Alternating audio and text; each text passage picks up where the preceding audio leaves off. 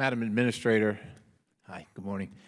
Just let me start out by saying I've had the privilege of working with some of your field agents downrange, as military folks call it, and they've been nothing but a professional and a pleasure to work with.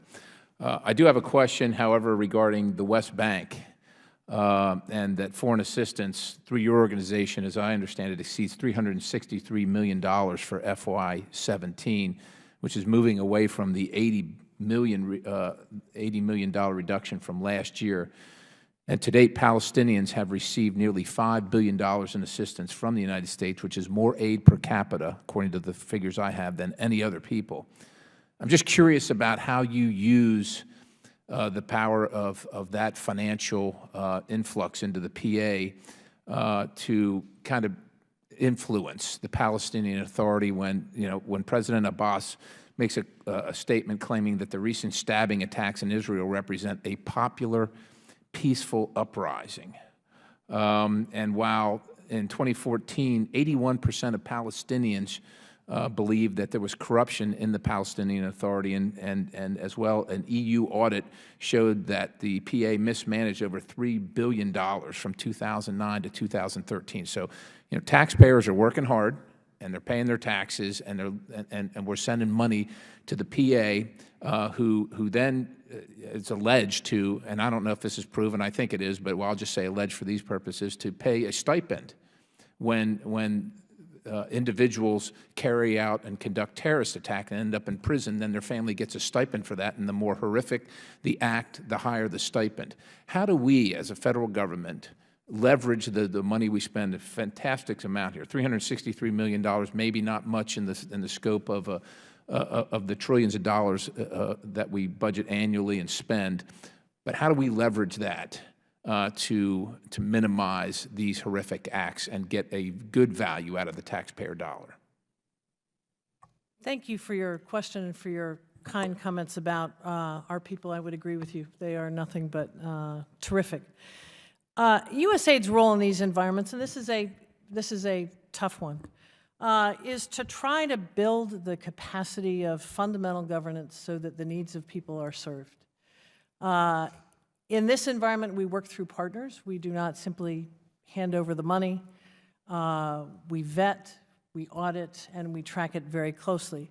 The assistance is targeted at things like delivering basic services, clean, potable water for citizens, basic education, and things that will make a difference, we hope a positive difference, in the lives of particularly young Palestinians.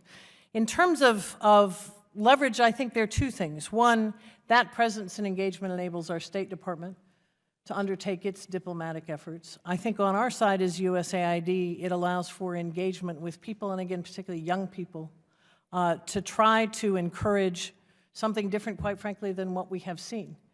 We track very closely all of our assistance, as I say. Corruption concerns are absolutely worthy of consideration.